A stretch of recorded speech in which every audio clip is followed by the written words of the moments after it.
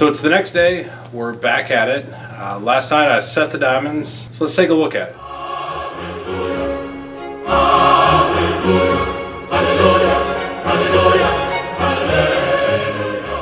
Corners of our stones here, where the tall prongs are sapphire prongs.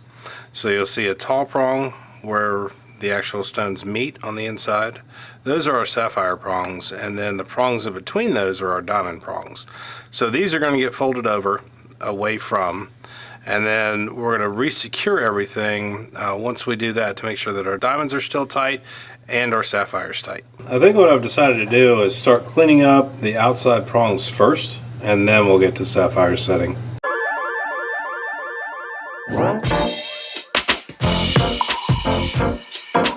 John is using a selection of files alongside his jeweler's saw to clean up and do the gross shaping of the diamond prongs here. The action of the file against the top side of the prongs helps to set each prong firmly against the stone it's supposed to hold in place.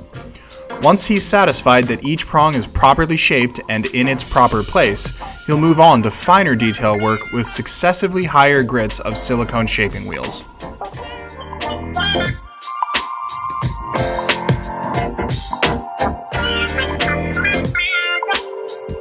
This has turned out absolutely amazing.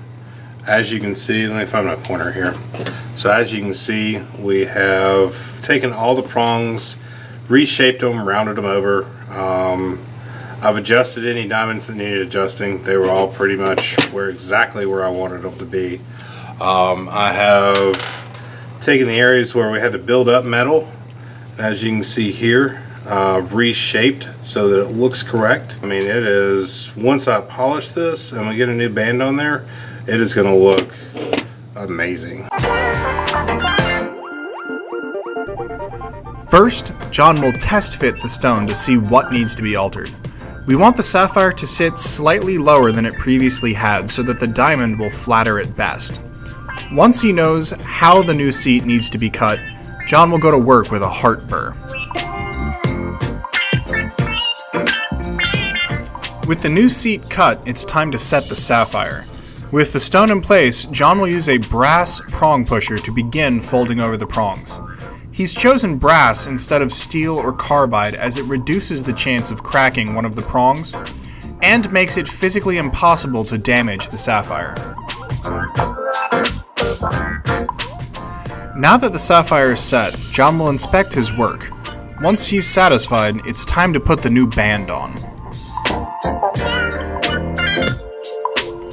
The new band is much thicker than the old one, but since this is a straight swap and not a full resizing, step one is to ensure that it is the same ring size as the old band. Next, John will remove the old band with his saw, being careful to leave the two small embellishments under the head in place. After checking the fit, adjusting the underside of the head, and doing some minor reshaping of the band, it's time to head back to the Orion. The welding process for the band is much more intensive than it was when we re-tipped the prongs, but it's also easier.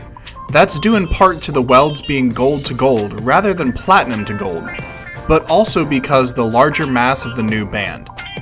The footage here has been massively sped up and partially cut down to show you a small cross-section, but this step alone took almost 20 minutes. Once the new band has been welded in place, John will move on to the final polish. That begins with a thorough hand polish using ultra-fine jeweler's rouge and a horsehair brush.